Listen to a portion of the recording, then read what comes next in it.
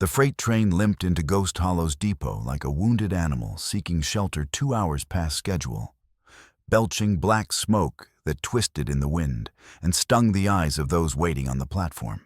The sky pressed low and bruised over the Dakota territory, pregnant with the promise of more rain, and the floodwaters beneath the pilings clawed at the timber supports with a hungry, relentless persistence that made even the bravest souls uneasy.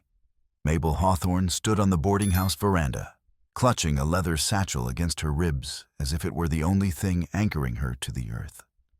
25 years of frontier living had carved resilience into her bones, but tonight fear coiled in her chest like a serpent, cold and insistent. The satchel felt heavier than it should, the weight of a decade of questions pressing through the worn leather into her palms. Inside, wrapped in oilcloth that smelled faintly of her mother's lavender soap, lay an obsidian carving she'd never understood, smooth black, covered in notches and symbols that might have been a language or a map or a curse. Men had asked about it. Too many men over too many years, their questions wrapped in false courtesy and thinly veiled threats. Her mother had died, clutching this satchel on the Cheyenne River Trail 10 years ago, cholera burning through the wagon train like wildfire through dry grass. Mabel had pried it from her cold fingers with the terrible certainty that whatever it contained was worth more than gold. In her mother's final delirium, she'd whispered 4 words that haunted Mabel still. Find Merritt, deliver truth. But who was Merritt? Where could he be found? The answers had died with her, leaving only the weight of an unfulfilled promise. She stepped onto the platform, her split skirt sodden from hours of flood cleanup mud, caked on her boots, and auburn hair escaping its braid in damp tendrils that clung to her neck. The platform groaned beneath her feet, waterlogged and unstable, and she moved with the careful balance of someone who'd learned early that one misstep could be fatal. Around her, the crowd jostled merchants cursing delayed freight, a woman with a screaming infant, 2 men in cattlemen's hats who leaned against a post and watched her with the flat, assessing stares of predators sizing up prey. She felt their eyes on the satchel and tightened her grip, her knuckles white against the dark leather. The train's whistle shrieked, and steam billowed across the platform in choking waves. A crate broke loose from the freight car and tumbled into the floodwater below, spinning in the current before disappearing downstream. The platform lurched violently. Mabel's foot slipped on the wet planks. For one terrible heartbeat, she teetered at the edge 12 feet above water that would drag her under and smash her against the pilings before she could scream. The satchel swung wide, her arms windmilled, and then a hand, strong, calloused, steady, caught her elbow and pulled her back from the brink with the certainty of someone who'd caught falling things before. She stumbled into solid warmth, shoulder against a chest that smelled of wood smoke and leather and prairie wind. Her heart hammered breath, coming in sharp gasps, and she looked up into eyes the color of riverstone, dark and calm and utterly unreadable. The man who'd caught her was Lakota, 28 or thereabouts, with black hair bound in a strip of traded cloth and features carved sharp by hard living and harder choices. He wore buckskin leggings worn smooth at the knees, a vest with beadwork in white and red geometric patterns, and he carried himself with the stillness of a hunter who knew that survival meant watching waiting, moving only when the moment demanded it. He spoke in Lakota, his voice low enough that only she could hear the words rolling off his tongue with the cadence of inevitability. Niyekinle. The translation whispered through her mind, though she didn't know the language. You're the one. Something in his tone, ancient, certain, inescapable, made her pulse kick against her throat. She pulled the satchel closer, wrapping both arms around it, and inside the obsidian shifted with a faint metallic clink that sounded like a warning bell in a distant church. Thank you. She managed, her voice clipped and formal, betraying none of the fear still singing through her veins. He released her elbow and stepped back, but he didn't move far. He positioned himself between her and the railing, a human barrier, and his gaze flicked past her to the cattlemen, who were now whispering to each other with the kind of interest that made her skin crawl. Men notice what they want. He said in English, the words thick with an accent, but perfectly clear. Then let them want what they can't have. She replied, lifting her chin in defiance she didn't entirely feel. His mouth didn't smile, but something in his eyes shifted approval maybe, or recognition. A rider whistled from the road beyond the depot, a sharp two-note call that cut through the wind and rain. And the Lakota man's shoulders tensed fractionally. The rider vanished into the mist before Mabel could get a clear look, but the unease remained prickling at the base of her skull like static before a lightning strike. The train's conductor bellowed for passengers to board, and the crowd began to disperse.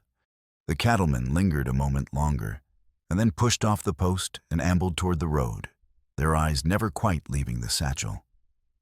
Mabel turned toward the boarding house, then hesitated. She glanced back at the man who'd saved her, and for a moment their gazes locked his, calm hers wary. And she felt the weight of something unspoken pass between them, a recognition that their paths had crossed for a reason. Neither of them understood yet. Then she walked away. Satchel clutched tight and disappeared into the boarding house. The door closed behind her, muffling the sound of rain and rising water. But the feeling remained. The world was shifting beneath her feet, and the storm was only just beginning. Nashoba White Elk watched her go, then turned his attention to the floodwaters churning below.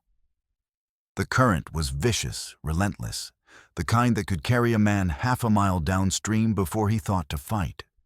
He'd pulled a boy from water like this 2 days ago, the child clinging to a fence post and screaming. And Nashoba had waded in without hesitation because hesitation was death. The schoolteacher, a thin woman with wire-rimmed spectacles and a spine of iron, had wept when he'd handed her the boy. And later she'd brought him cornbread wrapped in cloth and said, "You're a good man. Don't let this town convince you otherwise." He didn't know if he was a good man. He knew he was an exiled one sent away from his band by elders who'd been pressured by railroad men and Indian agents. Men who signed papers and drew lines on maps and thought those lines mattered more than the land itself.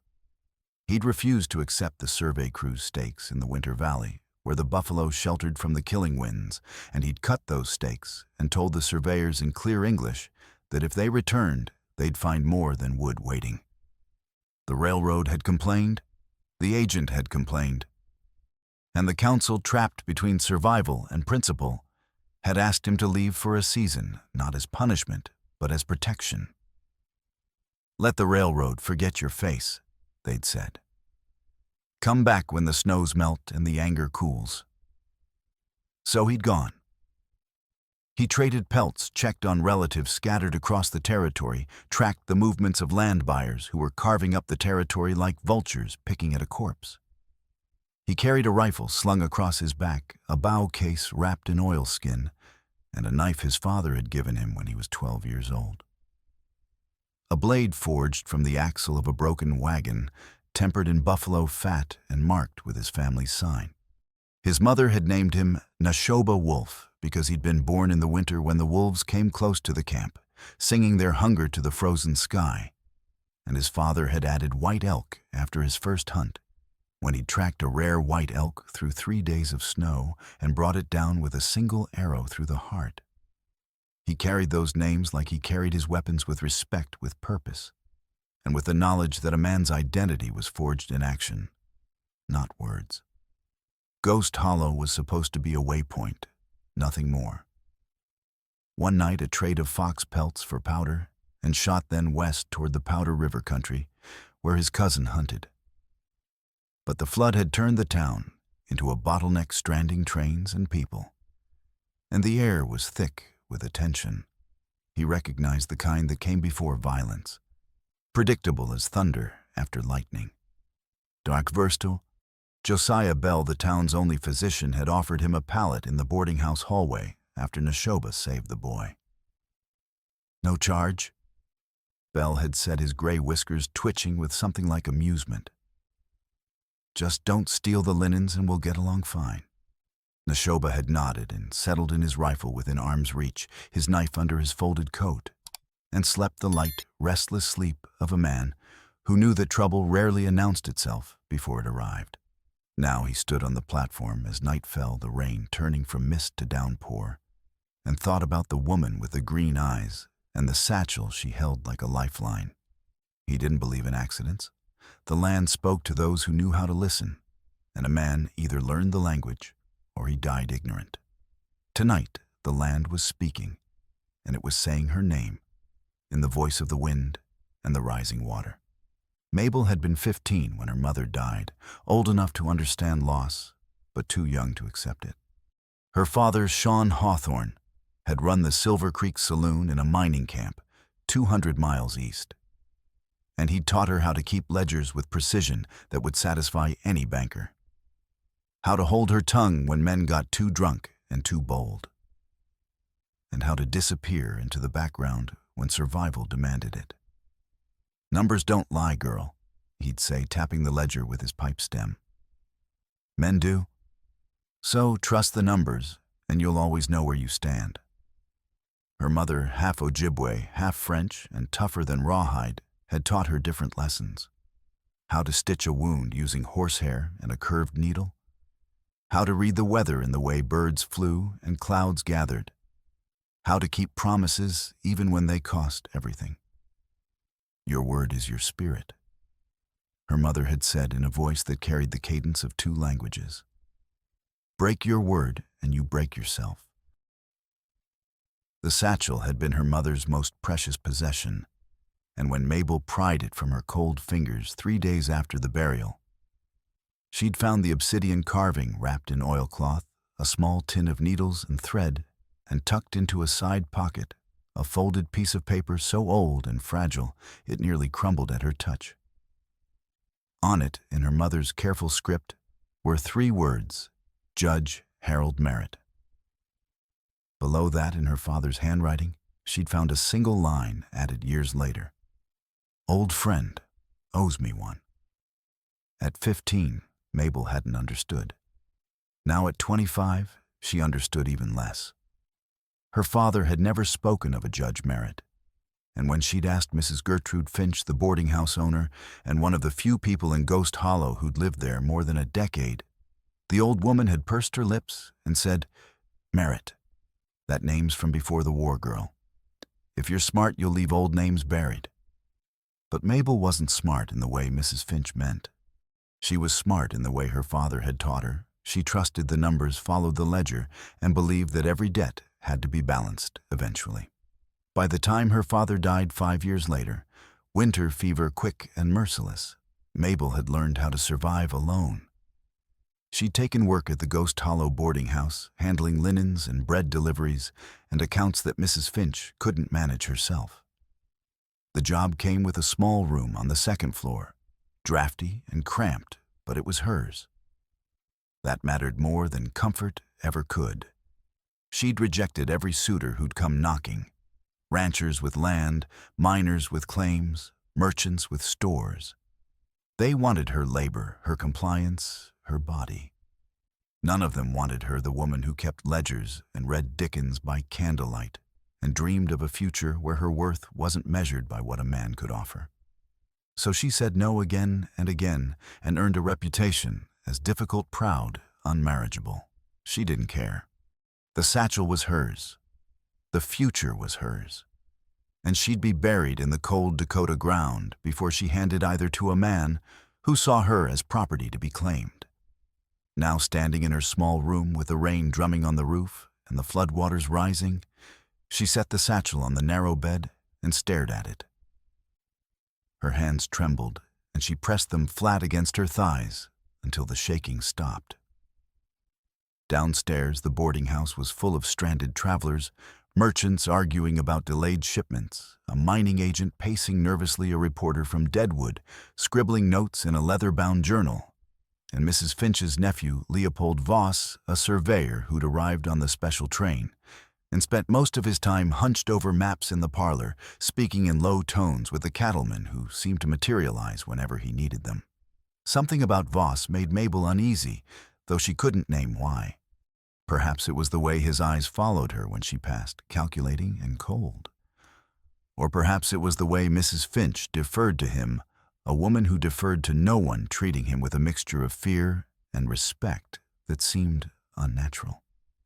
A soft knock at the door startled her from her thoughts. She grabbed the knife from under her pillow, 4 inches of steel her father had given her when she was 12. The handle wrapped in leather, worn smooth by her grip, and moved to the door, pressing her ear against the wood. "Who is it?" Clara Dunn." Mabel relaxed fractionally and opened the door. The schoolteacher stood in the dim hallway, her wire-rimmed spectacles fogged from the damp, her expression concerned. She held a basket covered with a cloth. "I heard there was trouble on the platform tonight. Are you all right?" "I'm fine."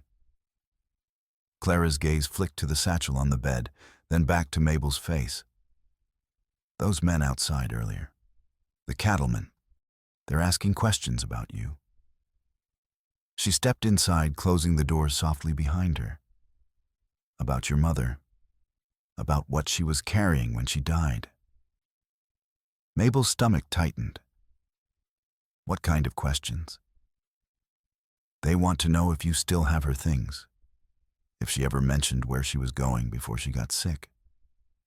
Clara set the basket on the small table and pulled back the cloth, revealing fresh bread and a jar of honey. "Mabel, if you're in danger, you need to tell someone. Sheriff Pike or Dr. Bell." "Pike works for Finch," Mabel said flatly. "Everyone knows it. He wears a badge, but he's bought and paid for." "Then Dr. Bell, or the judge who arrived today on the special train, Judge Merritt."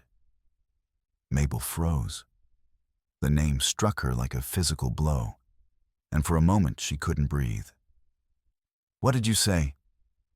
"Judge Harold Merritt. He's here to review water rights disputes. The territorial governor sent him because too many complaints have piled up." "Why do you know him?" Mabel's mind raced. Her mother's dying words, the name on the paper, her father's note. "Find Merritt. Deliver truth." It couldn't be coincidence. After 10 years, the man her mother had been trying to reach had come to her. "Where is he now?" "At the depot reviewing documents with his clerk." "But Mabel, what's this about?" Mabel crossed to the bed and opened the satchel, pulling out the oilcloth bundle. She unwrapped it slowly, and the obsidian carving gleamed in the lamplight, black as midnight and smooth as glass. "My mother was carrying this when she died. She told me to find Merritt and deliver the truth. I think this is what she meant." Clara stared at the carving, her eyes widening behind her spectacles. "What is it?" "I don't know. But men have been asking about it for 10 years, and now one of them is downstairs in this very house." Mabel wrapped the carving again and tucked it back into the satchel. "I need to see Judge Merritt. Tonight, before anyone else knows." Clara nodded slowly. "I'll help you. But Mabel, if this is what I think it is, you're in more danger than you know." "I've been in danger for 10 years, Clara. At least now I know why." The attack came just after midnight, sudden and brutal. Mabel woke to the sound of splintering wood and the crash of something heavy hitting the floor below. Her heart lurched, adrenaline flooding her veins like ice water, and she grabbed the knife from under her pillow and the satchel from the bedpost in one fluid motion. The room was dark and the lamp extinguished hours ago, and through the window she could see nothing but rain and blackness pressing against the glass like a living thing. Voices downstairs, men's voices, low and urgent, followed by the creak of the staircase. Her pulse spiked, blood roaring in her ears. She moved to the door, pressing her back against the wall beside it, knife held low and ready the way her father had taught her. Never high where it can be seen and blocked. Always low where it can strike fast and true. In the hallway, Nashoba had been dozing lightly on his pallet, his senses tuned to the rhythms of the building, like a wolf tuned to the forest. He heard the staircase creak and opened his eyes without moving, tracking the shadows of two men ascending through the darkness. They moved like men who didn't want to be heard, placing their feet carefully on the edges of the steps where the boards wouldn't groan, avoiding the third step from the top that always squeaked. Men who knew this building. Men who'd been here before. They passed him without noticing. He'd positioned himself in the shadow of a support beam, his bedroll dark enough to blend with the floor, and stopped at Mabel's door. One of them, tall with shoulders like an ox, produced a thin piece of metal and began working the lock with practiced efficiency. The other, stockier and nervous, kept glancing back down the stairs, his hand resting on the pistol at his hip. Neshoba moved like smoke given form. He came up off the pallet without a sound and grabbed the nervous man by the ankle, yanking hard and fast. The man yelped, startled, and crashed face first into the floor with a solid thud that rattled his teeth.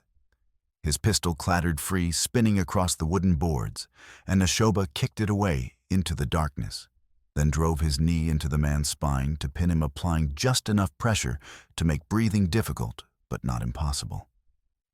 "Quiet," he hissed in English, "or I make it permanent." The tall man, Mac Quill, though neither of them knew his name, yet spun around his hand, going for the gun at his hip. "Jory, shoot him." Jory, gasping for air with Neshoba's knee on his spine, fumbled with his free hand toward his belt, found his second pistol, and fired wildly. The shot was deafening in the narrow hallway, the muzzle flash blinding, and the bullet tore through the air an inch from Neshoba's shoulder and punched a hole in the wall. Splinters exploded like shrapnel, and the smell of gunpowder choked the narrow space, acrid and thick. Inside the room, Mabel heard the shot and moved on pure instinct, the kind of instinct forged by years of living on the edge of violence. She flung the door open, lamp already lit in her shaking hands. She'd lit it the moment she heard the voices downstairs and hurled it at Jory's chest with all the strength fear and fury could give her. Glass-shattered oil splashed across his coat and face, and flames erupted in a whoosh of heat and light that turned the hallway into hell. Jory screamed a high, terrible sound, batting at the fire that was consuming his coat and hair, and stumbled backward into the railing overlooking the staircase. Mabel darted forward, her split skirt tangling briefly around her legs, and kicked his knee hard, low, brutal, the way her father had taught her when she was 16, and a drunk miner had tried to corner her in the saloon storeroom. "Aim for the joint, girl. Break the support and the whole structure falls." Jory's leg buckled the joint, giving way with an audible pop, and he crashed into the railing, which splintered under his weight and the force of his fall. For one frozen moment, he teetered, arms windmilling flames, still licking at his coat, and then he toppled over the edge with a scream that cut off abruptly when he hit the floor below with a sickening crunch. The man Neshoba had pinned, Mac Quill, bucked and twisted like a caught fish, trying to throw him off. Neshoba shifted his weight, pulling his knife from his belt and pressing the flat of the blade against the back of Quill's neck, the steel cold enough to feel even through skin and fear. "Stop moving or I stop you." Quill froze, breathing hard, and Neshoba felt the tension in his body like a coiled spring wound, too tight, ready to snap. Boots pounded up the stairs, heavy and urgent. And a moment later, Sheriff Abner Pike burst into the hallway, gun drawn, lamp held high in his other hand. He was breathing hard, his face flushed, and he took in the scene with one sweeping glance. Neshoba, kneeling on Quill with a knife to his neck, Jory groaning on the floor below, surrounded by spreading flames, Mabel standing in her doorway, with a knife in one hand and the satchel clutched against her chest with the other, and his face went hard and closed, the look of a man who'd been backed into a corner and was trying to decide which way to jump. "Everybody stand down!" Pike barked, his voice cracking slightly. He aimed his gun at Neshoba, the barrel wavering between him and Mabel. "Let him up, now." Neshoba didn't move. He broke in. He shot first. I defended. I said, "Let him up." Mabel stepped forward, her voice sharp with fury and fear, and something else, a cold, calculating anger that came from finally understanding that the law in this town was no law at all. They tried to rob me, Abner. They broke into my room while I was sleeping. You going to arrest them or stand there pointing that gun at the wrong people? Pike's jaw tightened a muscle, jumping beneath the stubbled skin. He was 45, with a paunch that strained his belt and a limp from an old bullet wound that ached in damp weather, and his eyes carried the weight of old guilt and older compromises, the kind of weight that bent a man's spine and made him forget who he used to be. He'd been friends with Sean Hawthorne once back when they were young and stupid, and thought they could make their fortunes in the goldfields if they just worked hard enough and kept their noses clean. Sean had found enough color to buy a saloon. Pike had found nothing but debt and disappointment debt that now belonged to Silas Finch, purchased at interest rates that would shame a loan shark, and disappointment that had curdled into the bitter certainty that the world was rigged against honest men. Pike holstered his gun slowly and grabbed Quill by the collar, hauling him to his feet with more force than necessary. Out. Both of you. Now. Before I change my mind. Quill sneered, his lip curling to show tobacco-stained teeth. Finch ain't gonna like this, Sheriff. Then Finch can come talk to me himself. But there was no conviction in Pike's voice, only exhaustion. Quill shook off Pike's grip, straightened his coat with exaggerated dignity, and descended the stairs, stepping carefully around Jory, who was still groaning and clutching his broken leg and the flames on his coat mostly extinguished, but leaving him burned and blistered. Quill grabbed Jory under the arms and dragged him toward the door, leaving a trail of blood and charred fabric. Pike turned to Neshoba, his expression unreadable. You armed? Yes. Give me the pistol, just the pistol. You can keep the knife. Neshoba hesitated, then pulled Jory's fallen pistol from where he'd tucked it in his belt and handed it over handle first. Pike examined it, then looked at Mabel. You all right, Miss Hawthorne? She nodded, though her hands were shaking, and she could feel the adrenaline starting to ebb, leaving exhaustion in its wake. Fine. Good. Stay inside. Lock your door. I'll sort this. He started down the stairs, then paused and looked back, his face briefly softening. Your father was a good man, Mabel. I owed him better than this. Then he was gone, descending into the dark, and the sound of his boots faded. Mabel let out a breath. She didn't know she'd been holding her legs suddenly weak, and she leaned against the doorframe for support. Neshoba rose from the floor, rolling his shoulders to ease the tension, and his gaze moved to the graze on his forearm, where Jory's bullet had clipped him. Blood seeped through the torn fabric of his shirt, dark and wet, but he showed no sign of pain. You're hurt, Mabel said, her voice steadier now, but still carrying an edge of concern. It's nothing. I've had worse from thorns. It's bleeding. He looked at her, and for a moment something passed between them, an acknowledgement of what they'd just survived, of how close it had come to ending very differently, of the strange alliance that violence had forged between two people who'd been strangers hours ago. Then she stepped back into her room and emerged a moment later with a strip of fabric torn from the hem of her dress. The same dress she'd been wearing when her mother died, kept all these years, though it no longer fit properly. She held it out. Sit. He sat on the top step of the staircase, and she knelt beside him, her hand steadier now, as she wrapped the fabric around his arm with the competence of someone who'd stitched wounds before. Her fingers were cold but sure, and when she pulled the knot tight, he hissed once softly, then went still. Their breathing synced without either of them noticing the rhythm of two people pulling air into lungs that had forgotten how for a moment. Tight enough? She asked, her voice low. Yes. My mother taught me a man carries pain like he carries water. You don't fight the current. You let it flow through you and out the other side. She tied off the bandage and sat back on her heels, studying him in the dim light. My father taught me to fight everything. Every man who thought I was easy. Every merchant who tried to cheat the ledger. Every injustice that could be named and counted. Different wisdom. Same survival. He paused, then added, Your father was right to teach you to fight. But there's a difference between fighting everything and knowing which battles you can win. And which battle is this? The kind that doesn't end until someone's dead. The words hung in the air, between them cold and certain. Downstairs, Pike was questioning Quill and Jory in the front room, his voice a low rumble punctuated by their sullen responses and the occasional crash of furniture being moved.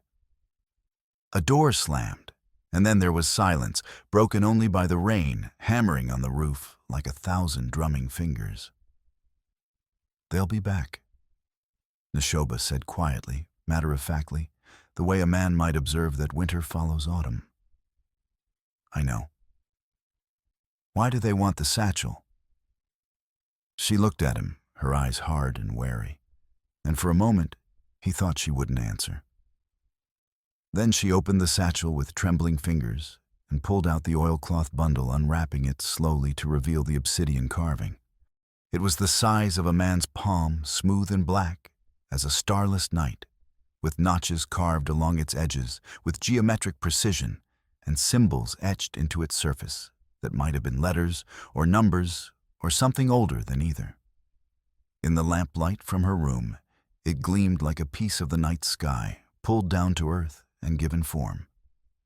My mother gave it to me before she died. Men have been asking about it for 10 years, surveyors, land agents, men who said they worked for water companies or railroad companies or the territorial government. I don't even know what it is. Her voice cracked slightly. She told me to find someone named Merritt and deliver the truth. That's all I know. And now there's a Judge Merritt downstairs at the depot, and I think maybe he's the one she meant. Neshoba studied the carving without touching it, his eyes tracing the notches and symbols with the careful attention of a tracker reading sign. Then he reached out, his fingers hovering over the surface. May I? She handed it to him. He turned it over slowly, feeling its weight and balance, tracing the notches with his thumb. These marks aren't decoration. My grandfather carved stones for the council treaty markers, boundary signs agreements made with other bands. This has the same purpose, but more precise. It measures something true against something claimed. It's a tool for finding lies. What does that mean? It means someone's lying about something valuable, and this proves it. He handed it back carefully, as if it were a live coal that might burn if handled roughly. Someone thinks that's worth killing for. Maybe many people. She wrapped the carving again and tucked it into the satchel, her jaw set with the determination of someone who'd made a decision and would see it through no matter the cost. Then they can try. But I'm going to find Judge Merritt tonight and give him this, and I'm going to finish what my mother started 10 years ago. He looked at her, this woman who'd thrown fire and fought back and stood her ground when most would have fled or surrendered. Something shifted in his chest, not love yet, but the first stirrings of it, like ice cracking at the edge of a river in early spring when the sun hits it just right. You're not alone in this. She met his eyes, searching for mockery or false promise, and found neither. I've been alone for a long time. Not tonight, and maybe not tomorrow either, if you'll have company on the road. The rain drummed on the roof with renewed fury, and somewhere below Pike was shouting orders to someone, his voice carrying the edge of desperation. A lamp flared to life in the street, casting wild shadows through the window, and the sound of horses splashing through the flood reached them through the broken railing. Trouble was coming fast and relentless as the rising water, and they both knew it. But for now, they sat together on the top step side by side, strangers bound by violence and the strange alliance it forged, and let the storm rage around them while they caught their breath and prepared for whatever came next. Morning arrived, gray and sullen, the sun hidden behind clouds that pressed low over the prairie like a lead weight on the chest. The platform was crowded with stranded passengers who'd spent an uncomfortable night in the depot's waiting room.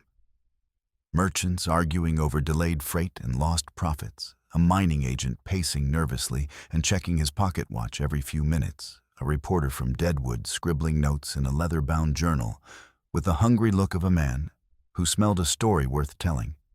A special train had arrived just after dawn, crawling into Ghost Hollow with its brakes squealing and its whistle blowing mournfully. It carried businessmen from the east in fine coats and polished boots, who looked at the mud and water with barely concealed disgust, as if the flood had been arranged specifically to inconvenience them. Among the passengers was Judge Harold Merritt, and Mabel recognized him the moment she saw him step onto the platform. Not from memory, she'd been too young to remember faces when her father knew him.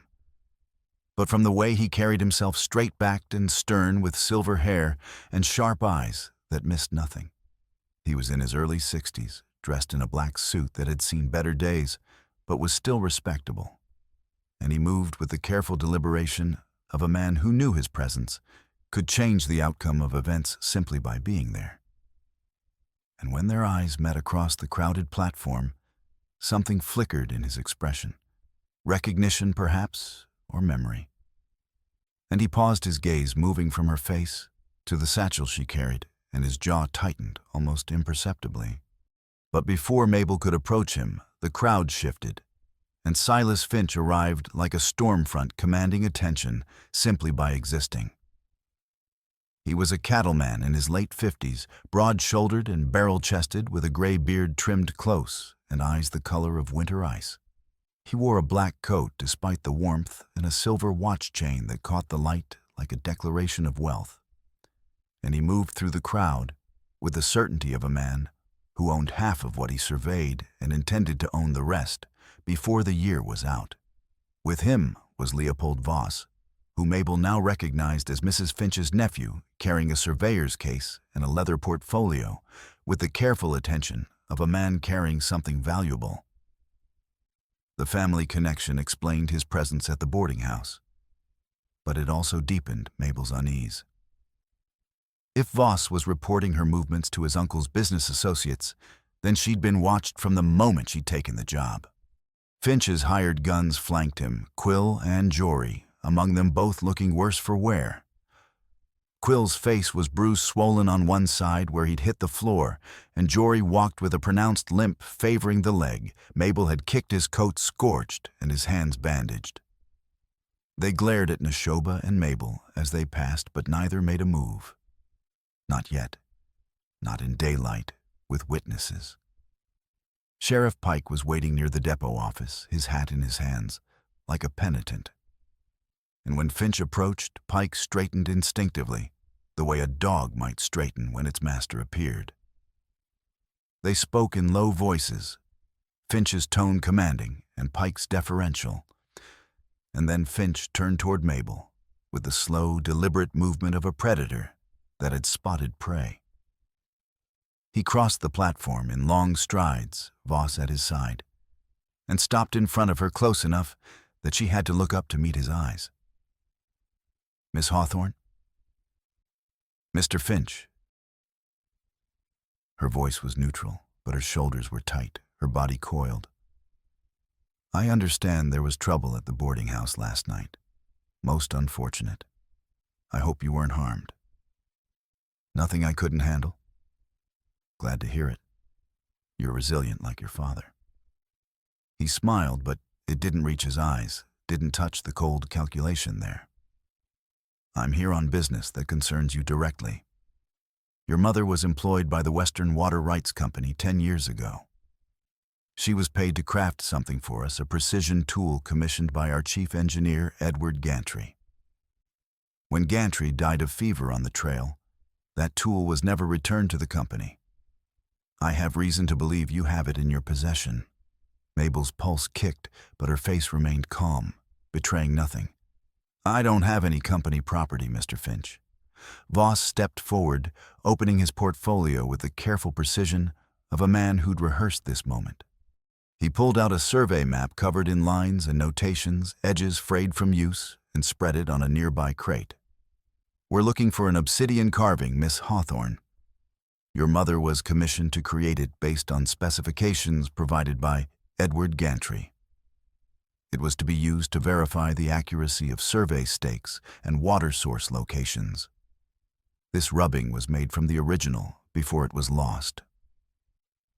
He held up a charcoal impression of a carved shape, notched and marked with geometric precision, identical in every detail to the piece in Mabel's satchel.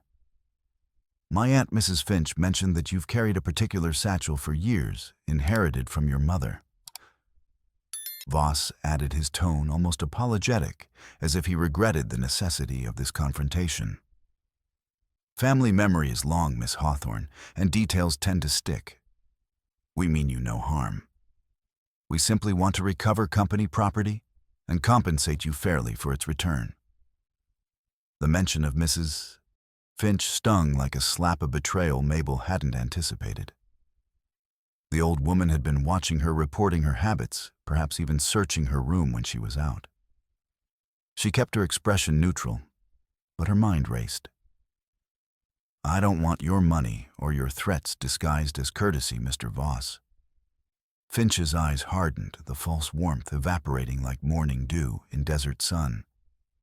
Then let me be clear, Miss Hawthorne. That carving is company property commissioned and paid for with company funds. Its return is a legal matter, not a personal one. We can settle this civilly, or we can involve the law. He gestured toward Pike, who stood nearby with the look of a man who wished he were anywhere else. Sheriff Pike is prepared to execute a warrant if necessary. Pike shifted uncomfortably, his hand resting on the butt of his pistol, and Mabel's eyes flicked to him. For a moment, she saw something in his face. Guilt, regret, the ghost of the man who'd been her father's friend before debt and desperation turned him into Finch's lapdog. The law, Abner. You mean whatever Finch tells you to say? Before Pike could respond, Neshoba stepped forward, positioning himself between Mabel and the men, with the unhurried certainty of someone who'd decided which side of the line he stood on. Paper and promises mean nothing without honor. Where's the honor in three men cornering one woman on a public platform? Finch's eyes narrowed his gaze, raking over Neshoba with barely concealed contempt. And who are you to speak of honor, savage? This is a business matter between civilized people. Then be civilized. Neshoba's voice was calm, but there was steel beneath it, cold and unbreakable. Ask instead of demanding. Explain instead of threatening. Or admit you're no better than the men you sent to break into her room last night. The words landed like stones dropped in still water, and the ripples spread through the crowd. Conversation stopped. Heads turned.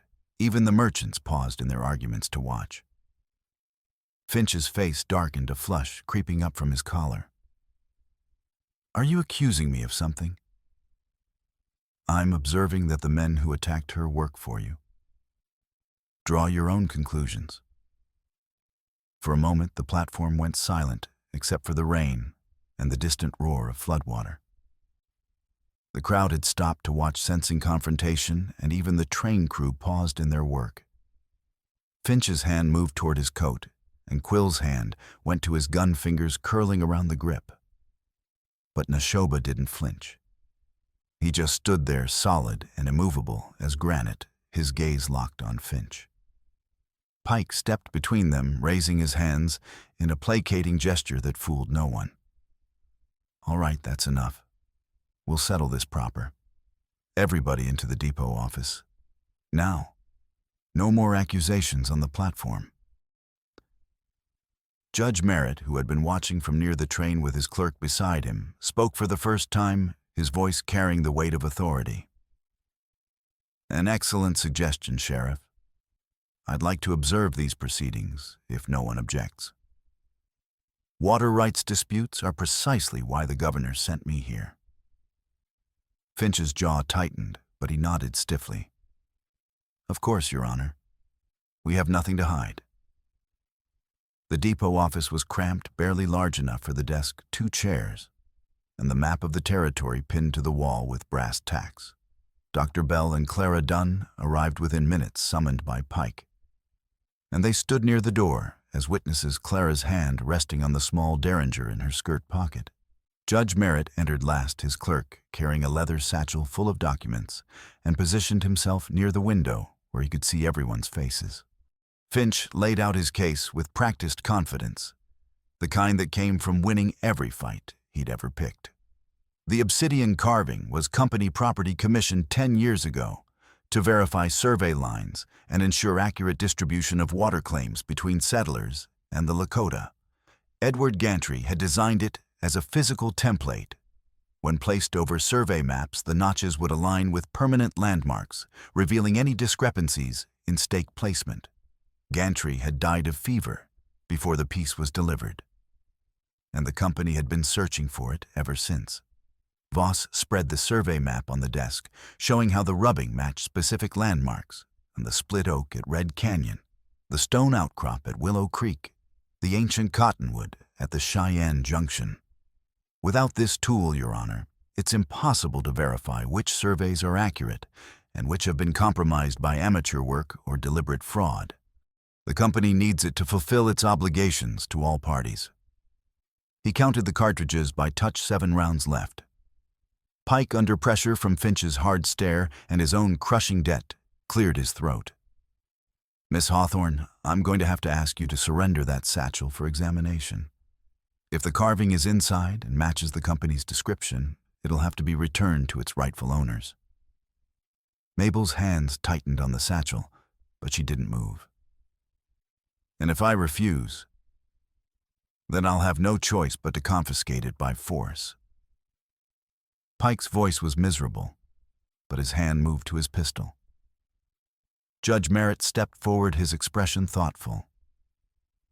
Before we proceed with confiscation, Sheriff, I'd like to ask Miss Hawthorne a question. He turned to Mabel, and something in his eyes, a warmth, a recognition, a carefully controlled emotion, made her breath catch. Did your mother ever mention my name? The question hung in the air, like smoke. Mabel felt every eye in the room turn to her, felt the weight of the moment pressing down like a physical thing. Yes, she said quietly. In her last words, she told me to find Merritt and deliver the truth. The judge's face didn't change, but something flickered behind his eyes, grief, perhaps, or old regret. Your mother was a good woman, Miss Hawthorne. Your father, too. We served together before the war, your father and I owed him more than I could ever repay. When he wrote to me about your mother's death and the burden she'd tried to carry, I should have come sooner. I'm sorry. Finch's face darkened. This is highly irregular, Your Honor. Personal connections should have no bearing on justice. Merritt's voice cut like a blade. I disagree, Mr. Finch. Personal connections are precisely what justice is about. Understanding context, understanding motive, understanding why a dying woman would entrust something precious to her daughter with instructions to deliver it to a territorial judge she'd never met. He turned back to Mabel. I think it's time we saw what your mother wanted me to see. The tension in the room thickened, a living thing coiling around them all. Mabel's hands trembled as she opened the satchel and pulled out the oilcloth bundle. She unwrapped it slowly, and the obsidian carving gleamed in the pale morning light, filtering through the window, black as midnight and smooth as glass, its notched edges and etched symbols seeming to absorb the light rather than reflect it. Judge Merritt took it carefully, his hand steady despite his age, and examined it with the attention of a man who understood its significance. He placed it over the survey map Voss had spread out, aligning the notches with the landmarks indicated on the rubbing. But something was wrong. The notches didn't align. Not exactly. They were close enough that a casual observer might not notice.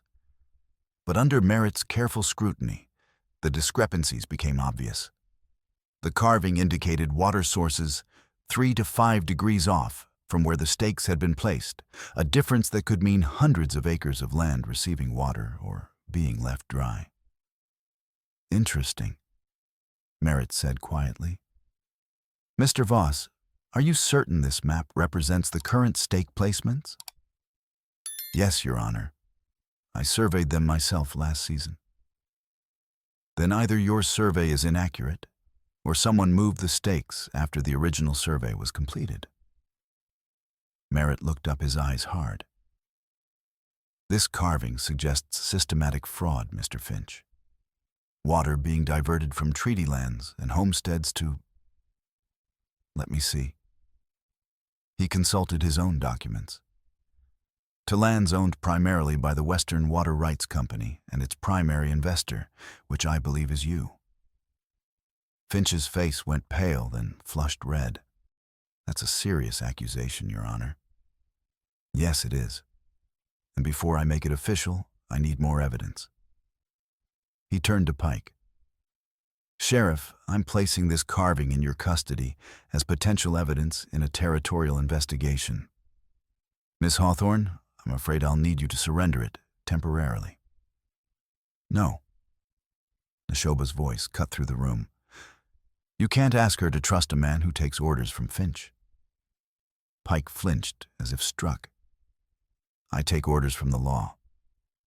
Then prove it. Let Judge Merritt hold the evidence, not you. Before anyone could respond, chaos erupted outside. Someone shouted. The smell of smoke reached them, acrid choking, carrying the bitter tang of burning coal dust. Through the window, they saw black smoke billowing from the train's tender flames, licking at the wooden platform, where wet coal dust piled carelessly during the hasty refueling had ignited on the hot metal surface. The office emptied in seconds, everyone running toward the fire. People formed a bucket line from the floodwaters to the flames, passing buckets hand over hand in a desperate rhythm. Neshoba and Mabel joined the line without hesitation, and when the smoke grew too thick, Neshoba grabbed a kerchief, soaked it in water, and pressed it over Mabel's mouth and nose, his hand steady on the back of her neck, in a gesture that was both protective and intimate. Breathe through this. Shallow breaths. Don't gulp. She nodded, her eyes watering, and they kept working.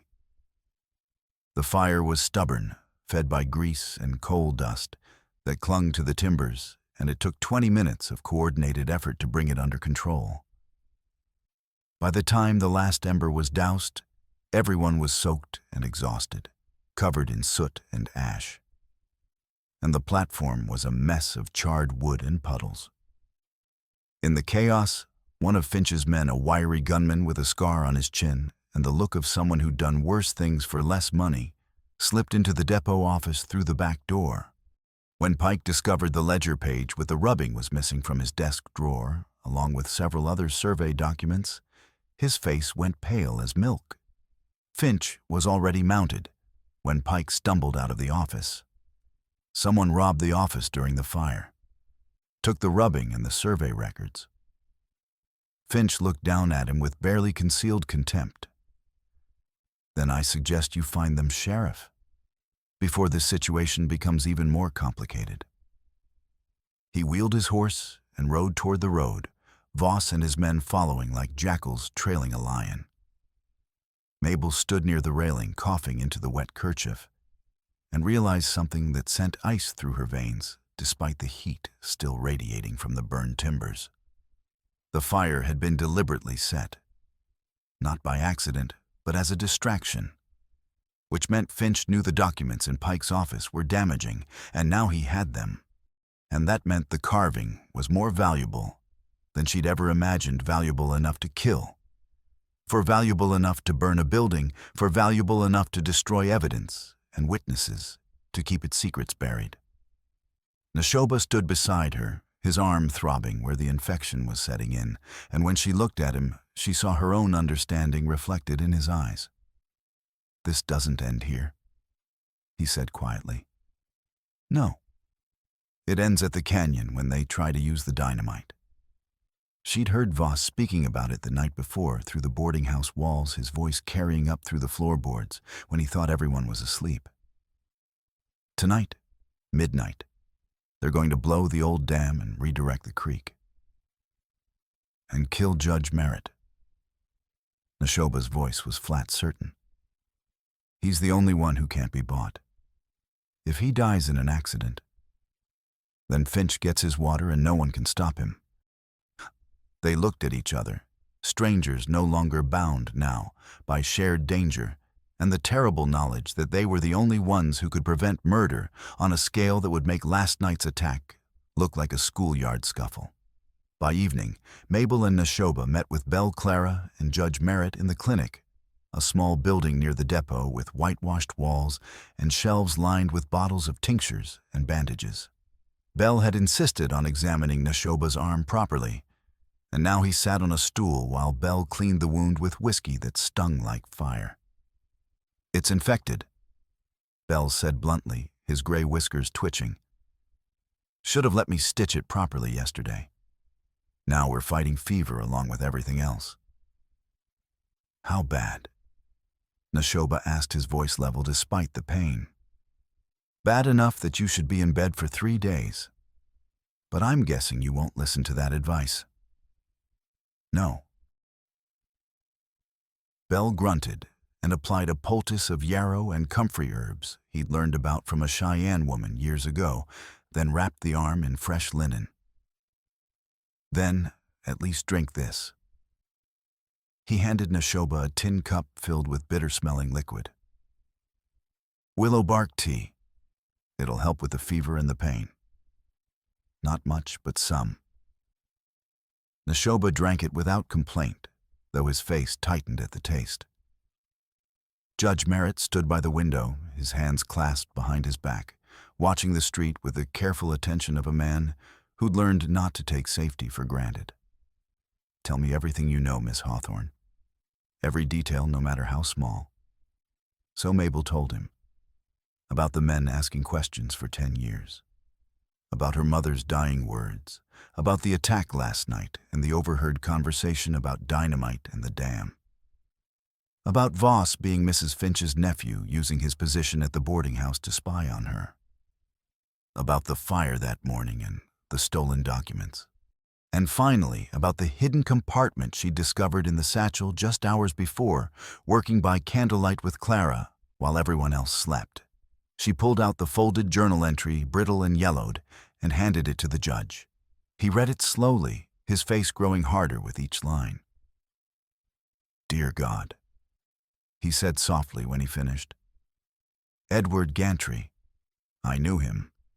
A good man, honest to a fault. He wrote to me months before he died, said he was being pressured to falsify surveys. I told him to document everything and I'd investigate when I could get territorial approval.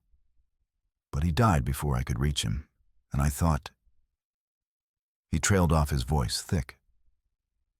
"I thought it was just fever. I never imagined murder." "The entry says Finch poisoned his water supply," Clara said quietly, "and that Finch holds Pike's debt ensuring his silence, and that Voss is family to someone with the initials G.F. Gertrude Finch." Merritt nodded slowly. "This changes everything. With this journal entry, the carving and testimony from all of you, I can issue warrants and request federal marshals. But I need time, at least 3 days, to get word to the territorial capital and back." "We don't have 3 days," Neshoba said flatly. "Tonight they blow the dam and the trestle.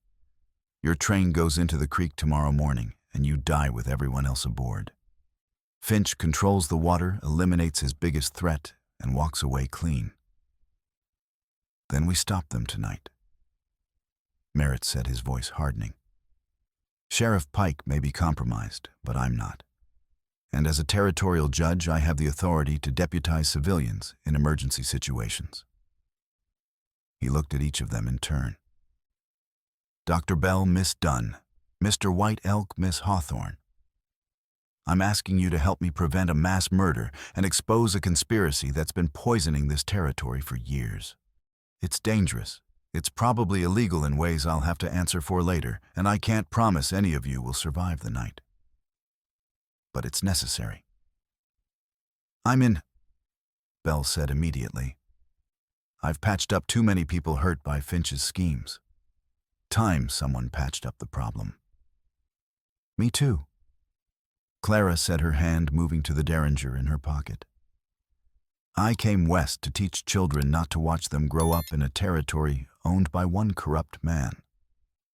Mabel and Neshoba looked at each other, a silent conversation passing between them in the span of a heartbeat.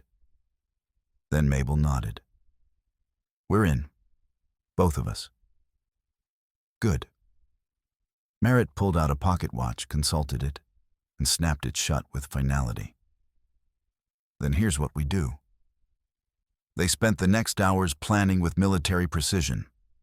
Bell would ride to the nearest cavalry outpost, a day's hard ride east, and request immediate assistance. It was a long shot. The army might not arrive in time, but it was better than nothing. Clara would stay at the depot with Merritt's clerk, ready to send telegraphs and provide testimony if things went wrong. And Neshoba and Mabel, along with Judge Merritt himself and 2 Lakota scouts Neshoba knew from his exile men who owed debts to Gray Otter, the scout who died trying to stop Pike from stealing the satchel, would ride to the canyon and stop the demolition by any means necessary. I can't order you to kill anyone, Merritt said carefully. But I can tell you that preventing mass murder sometimes requires violence. Use your judgment. I'll take responsibility for whatever happens. They left at dusk, 6 riders moving through the rain-soaked prairie toward the canyon 5 miles west. The trail was treacherous, slick with mud, and broken by washouts from the flood, and they rode in silence, each lost in their own thoughts. Mabel thought about her mother dying in delirium, but still clutching the satchel, still whispering, "Find Merritt delivered truth," with her last breath. She thought about her father laughing with a younger Pike over whiskey in the saloon, back when Pike had been a man worth respecting.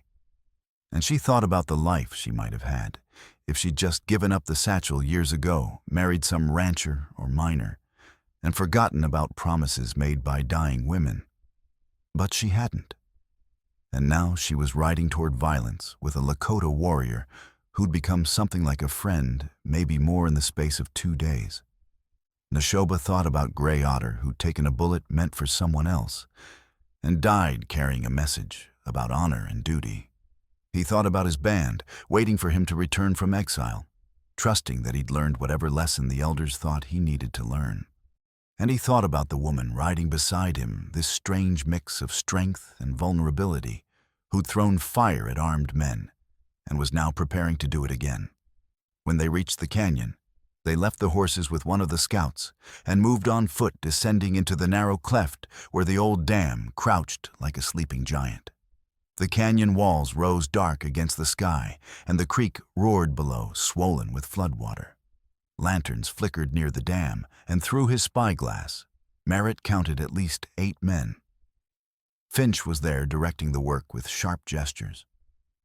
Voss stood beside him, consulting a pocket watch and marking something on a map. And Quill and Jory were placing dynamite bundles along the dam's base and the trestle supports, winding fuses together into a central bundle with practiced efficiency. "They're preparing to blow both structures," Merritt whispered. "The dam to redirect water and the trestle to derail tomorrow's train. It's coordinated murder disguised as an engineering disaster." "How long do we have?" Mabel asked. "Maybe 2 hours until midnight. Maybe less if they finish early." Neshoba and Mabel exchanged a glance, then moved. They split from the group as planned. Merritt and the scouts would circle to the west to cut off escape routes and provide covering fire if needed. Neshoba and Mabel would descend to the trestle and disable the demolition charges before they could be lit. They moved through scrub and shadow with the silence of hunters, the ground wet enough to muffle their steps. The air smelled of grease and gunpowder and damp wood, and the sound of the creek was a constant roar that would cover any noise they made. Neshoba reached the trestle first, crouching behind a support beam, and Mabel followed, her heart pounding so hard she thought it might burst. From this angle, they could see the charges clearly: 3 bundles of dynamite wrapped around the central supports fuses, wound together and leading to a detonation point near the dam where someone could light them all at once and run before the explosion. "I'll cut the fuses," Neshoba said, his voice tight with pain. The fever was getting worse, burning through him like fire through dry grass, and every movement sent agony through his infected arm and broken ribs. "You cover." Mabel nodded, drawing the pistol Merritt had given her, a Colt revolver that felt heavy and deadly in her hand. "Be careful." He almost smiled. "Careful died yesterday." Then he moved, sliding down the embankment toward the trestle, each step a battle against pain and dizziness. Mabel positioned herself at the edge of the structure, eyes scanning for threats, finger resting lightly on the trigger the way her father had taught her. "Squeeze, don't pull, like you're squeezing water from a sponge. Slow and steady." Quills saw Neshoba first, his eyes widening in recognition and rage. He shouted, raising his rifle, and fired. The shot was loud, echoing across the canyon like thunder, and the bullet splintered the beam beside Neshoba's head, showering him with splinters and wood dust. He dove behind a boulder, pulling his knife, his breath coming in sharp gasps. Mabel fired twice, the revolver bucking in her hand, and Quill ducked behind a pile of timber. Neshoba used the distraction to sprint forward, ignoring the screaming pain in his ribs, and grabbed the first fuse. He sawed at it with his knife, the blade biting through the waxed cord, and it parted with a snap. Jory came at him from the side, tackling him into the mud and stone with a roar. They grappled, rolling, and Neshoba's knife fell from his hand, lost in the darkness. Jory was heavier, stronger, and he drove his fist into Neshoba's ribs, the same ribs the chain had broken, and Neshoba's vision went white with pain, his body seizing. But he didn't stop. He couldn't. Gray Otter's face flashed in his mind, the old scout's dying words, "Carry it right." So he drove his knee into Jory's gut, felt something give, then slammed his forehead into the man's already broken nose with all the strength desperation could give him. Blood sprayed hot and metallic, and Jory fell back gasping. Neshoba found his knife, grabbed the second fuse, and cut it, his hands shaking violently now from fever and exhaustion. But the third fuse was already burning sparks, racing toward the dynamite with inexorable speed, a bright line of fire in the darkness that would end everything. He lunged for it, fingers reaching, and Finch fired from the ridge above the bullet, tearing through Neshoba's side just below the ribs and spinning him around. He fell hard, hitting the stone with a crack that drove the air from his lungs, and blood spread dark and hot beneath him, soaking his shirt and mixing with the mud. Mabel saw him go down, saw the blood, and something inside her snapped, not panic, but a cold, crystalline clarity that burned away everything except the immediate need to act. She didn't think. She crossed the trestle at a dead run, her boots pounding the timbers, and fired at Finch. The first shot went wide, whining off stone.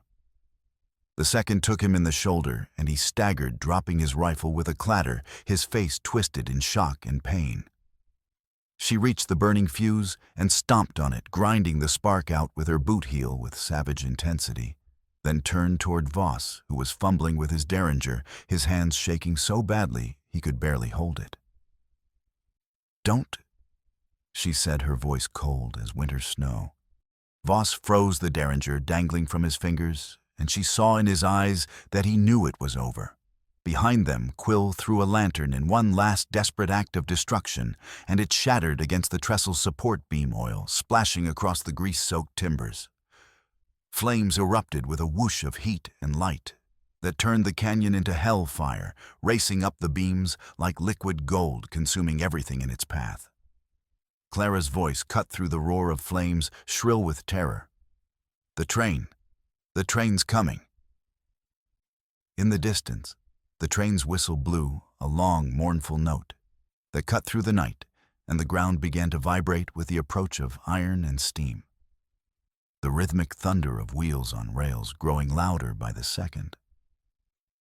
The engineer didn't know, couldn't know, would drive straight onto the burning trestle and plunge into the creek below, killing everyone aboard. Neshoba pulled himself to his feet through sheer force of will, clutching his side, where blood poured between his fingers, his face white as death, but his eyes still fierce. "Last bundle," he gasped, pointing with his free hand. "Under the center support. Has to be cut or thrown clear." Mabel looked at the trestle, at the flames spreading across its length, at the way the structure was already beginning to sway, and she knew there wasn't time for both of them. One person might make it across. Two would never survive the return trip. "Stay here," she said. "Mabel, stay here." She holstered the pistol, grabbed a wet cloth from the creek's edge, wrapped it around her hand, and climbed onto the burning trestle before he could argue. The heat was immediate and suffocating, blistering her palms. Even through the cloth, and smoke filled her lungs with every breath, thick and choking. She moved hand over hand along the beams, the flames licking at her skirt, singeing the fabric and her skin beneath. Below, the creek roared dark and hungry, waiting to swallow her if she fell. The dynamite bundle was wrapped around the central support with wire, and the fuse was too short to cut safely. It would detonate in her hand before she could get clear. She had to pull the bundle free and throw it into the creek, and she had maybe 10 seconds before the flames reached it and set it off anyway. She grabbed the bundle with both hands, ignoring the searing pain as the metal wire cut into her blistered palms, and yanked.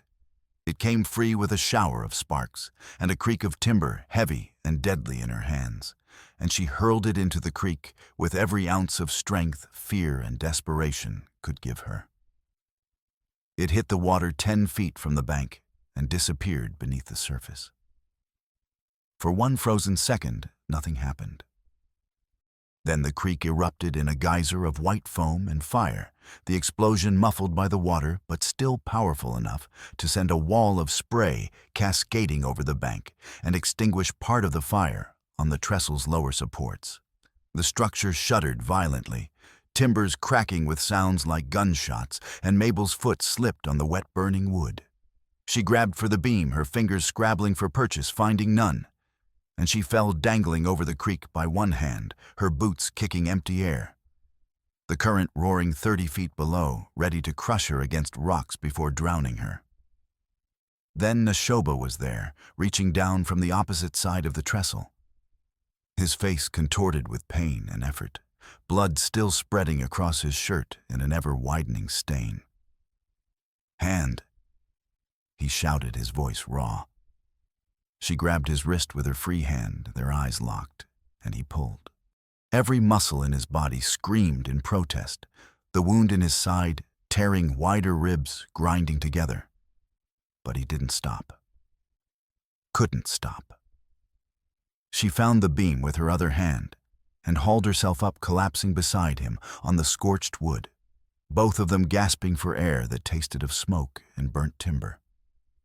Below them, Clara and the scouts were on the tracks, waving a red shirt frantically, and the engineer saw them at last.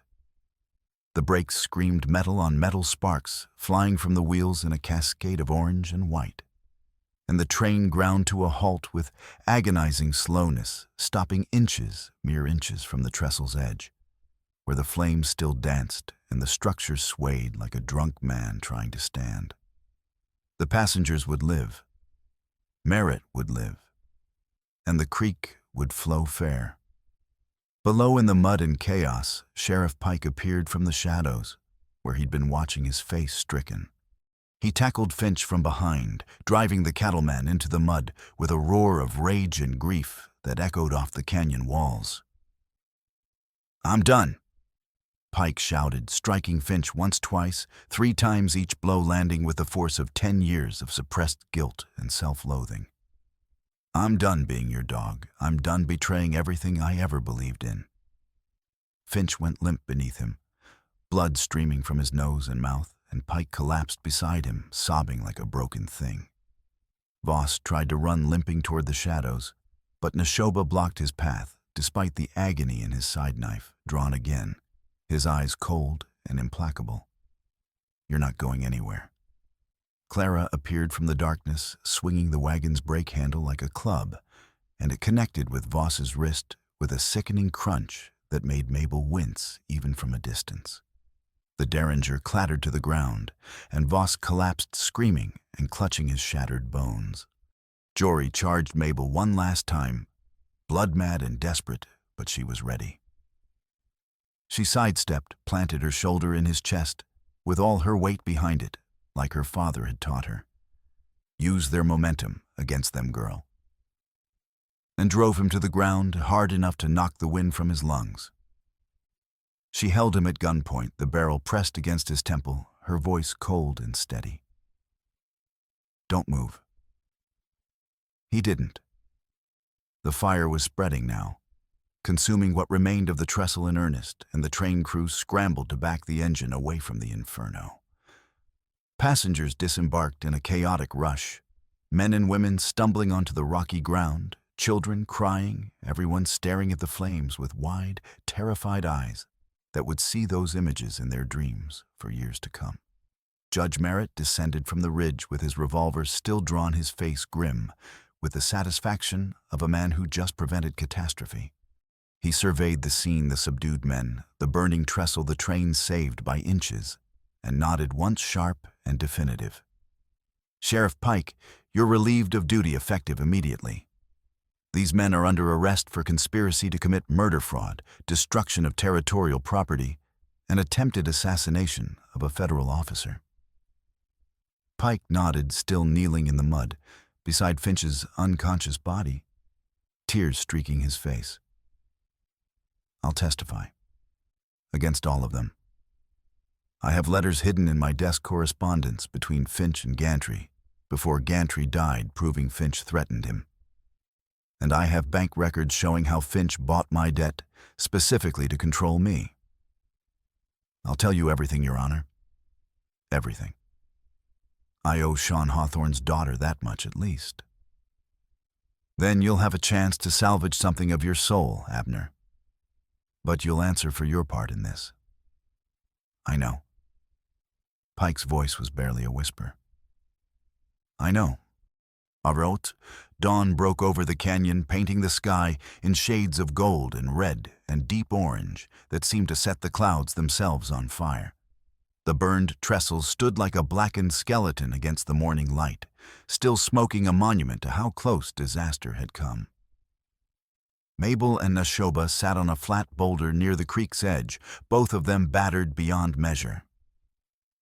Mabel's hands were wrapped in bandages Belle had applied, her palms blistered so badly she couldn't close her fingers without gasping. Her skirt was singed and torn, her face streaked with soot, and she was pretty sure she'd never felt this exhausted in her entire life. Neshoba was worse. Belle had stitched the wound in his side, a through-and-through that had miraculously missed anything vital, but still bled like a stuck pig and wrapped his ribs so tightly he could barely breathe. The fever was still burning through him, and his skin was hot and dry to the touch, but his eyes were clear when he looked at her. You saved my life, he said quietly. You saved mine first, last night on the platform. Call it even. That's not how debt works among my people. A life for a life means we're bound now. Bound how? He considered this, his expression serious. However we choose. Could mean we're enemies who have to kill each other eventually to settle it. Could mean we're family who protect each other until one of us dies. Your choice. Mabel looked at him. This man who'd fought beside her, bled beside her, nearly died beside her, and felt something shift in her chest, something warm and solid and terrifying in its implications. Family sounds better? I think so too. They sat in silence as the sun climbed higher, watching the creek flow past, no longer diverted by lies, and let the exhaustion wash over them like a tide. Judge Merritt approached, picking his way carefully over the rocks, his suit filthy and his hair wild, but his eyes bright with grim satisfaction. He carried the satchel which Mabel had left with Clara before the climb, and he handed it to her now with the reverence of someone returning something sacred. Your mother was a brave woman, Miss Hawthorne. She died trying to bring me this evidence. And because of her and because of you, we're going to save a lot of lives and correct a lot of wrongs. Mabel took the satchel, holding it gently despite her bandaged hands. Will it be enough to convict Finch? Between Gantry's journal, the carving Pike's testimony, and the physical evidence of tonight's attempted demolition, we have more than enough. Finch will hang for murder and conspiracy. Voss will spend the rest of his life in prison. The others will get long sentences. He paused, then added more softly, Your father would be proud of you. He always said you had the best of both your parents, your mother's courage, and his sense of justice. You knew him well. Very well. We served together in the war, though we were on different fronts most of the time. Afterward, he wrote to me occasionally, especially after your mother died. He asked me to look after you if anything ever happened to him. I failed that promise, Miss Hawthorne, and I'm sorry. But I'm here now, and I give you my word, everything your mother died protecting will be used to bring justice. Not just for Edward Gantry, but for everyone Finch has wronged over the years. Mabel felt tears prick at her eyes, the first she'd allowed herself since her mother's death. Thank you. Merritt nodded, then turned to Neshoba. And you, Mr. White Elk. Your band's council sent word this morning via scout. Your exile is lifted effective immediately. They said, and I quote, "A man who carries water for all never thirsts, and he has proven the truth of this. You're free to return with honor." Neshoba nodded slowly, his face unreadable. I'm grateful, but I think I'll stay here a while longer. There's work to finish. What kind of work? The kind that matters. Making sure the water stays fair. Making sure men like Finch don't rise again. He glanced at Mabel. Making sure promises made by dead mothers are kept all the way to the end. The trial was swift by territorial standards, 3 weeks from arrest to verdict. Judge Merritt presided, and the courtroom in Deadwood was packed every day with settlers and Lakota alike, everyone wanting to see justice done. Finch was sentenced to hang for the murder of Edward Gantry and the attempted murder of Judge Merritt and 73 train passengers. Voss received 25 years for conspiracy. Quill and Jory got 15 each. Mrs. Gertrude Finch, whose complicity in spying on Mabel was proven through testimony and evidence, was stripped of her property and fined heavily, leaving her destitute. Pike testified for 3 days straight, laying bare every corrupt deal, every bribe, every threatened homesteader, and displaced Lakota family. When he finished, Merritt sentenced him to 2 years of territorial service without pay, to be spent surveying and correcting water rights across the territory. You'll spend the next 2 years fixing what you helped break, Abner. And maybe at the end of it, you'll be able to look at yourself in a mirror again. Pike accepted the sentence without protest. Thank you, Your Honor. I don't deserve mercy, but I'll take the chance to make things right. The obsidian carving was placed in joint Lakota settler stewardship, housed in a specially built case at the territorial office, with representatives from both communities required to be present whenever it was used to verify surveys. A new water commission was formed with fair representation and strict oversight, and Merritt himself agreed to serve as its chairman until a permanent replacement could be appointed. And when the dust settled and the courtroom emptied and the reporters went home to write their stories, Mabel received a letter from the territorial government, sealed with wax and signed by the governor himself. Inside was a bank draft for her mother's unpaid wages, with interest totaling enough to clear her father's old debts and provide a modest nest egg. And beneath that, a land grant deed for a line cabin and 40 acres west of Ghost Hollow, clear of encumbrance and including water rights for the creek that ran through it. Your mother's work has been recognized by the territory, the letter read. Her courage in protecting evidence of corruption, even at the cost of her own life, represents the highest ideals of citizenship. This grant is a token of gratitude from a territory she helped save, though she never lived to see it. Mabel read the letter 3 times, and then carefully folded it and placed it in the satchel with her mother's thimble and a copy of Gantry's journal that Merritt had given her. Then she went to find Neshoba. The line cabin sat at the base of a low hill overlooking the creek that ran clear and cold, even in the driest months. It was a simple structure, logs chinked with mud, a sod roof that leaked when it rained hard, and a single room with a stone fireplace blackened by years of use. But it had good bones, and with work, it could be a home. Mabel and Neshoba spent the first weeks repairing the roof, replacing rotted timbers, and sealing gaps with fresh mud and moss. They worked side by side, Mabel mixing mud despite her healing hands, and Neshoba hauling logs despite his healing ribs, and they spoke little. Their communication, a shared rhythm of labor and purpose that needed no words. At night, they cooked over the fire, sharing meals of rabbit and cornbread and wild onions, and Mabel kept accounts in a new ledger, tracking supplies and planning for the winter, with the same meticulous attention she'd given to the boarding house books. Neshoba carved arrows and repaired his bow, and sometimes he sang in Lakota.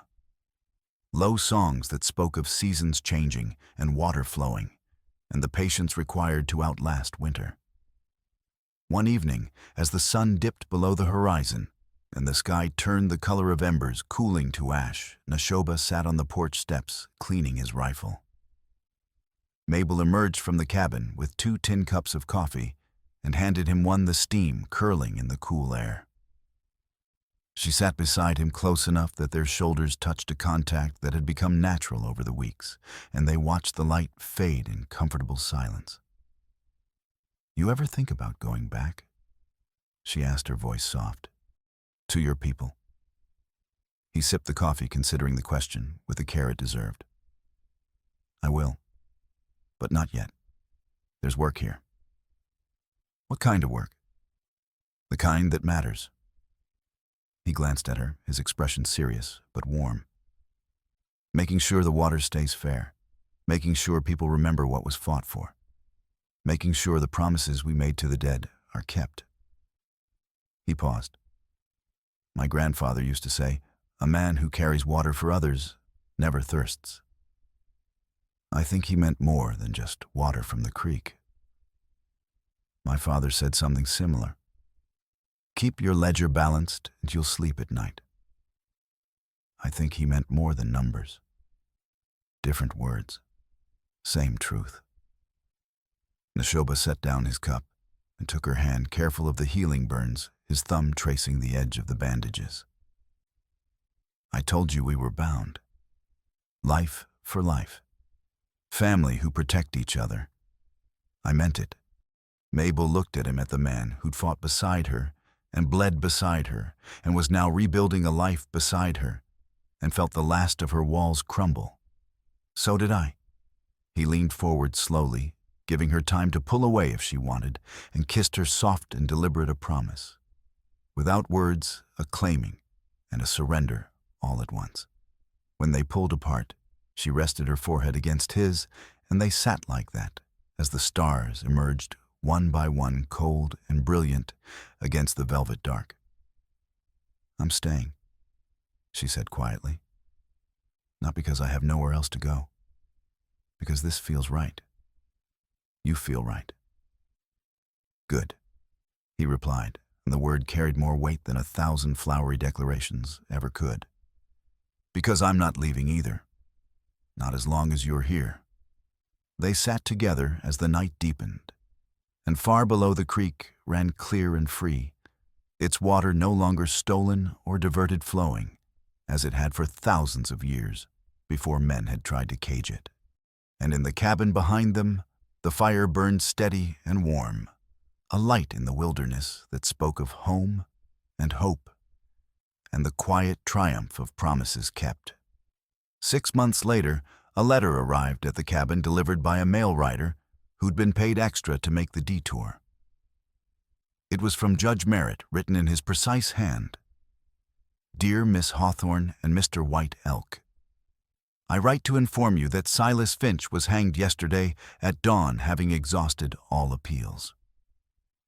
His last words were a curse on all who testified against him, which I take as confirmation that we did the right thing.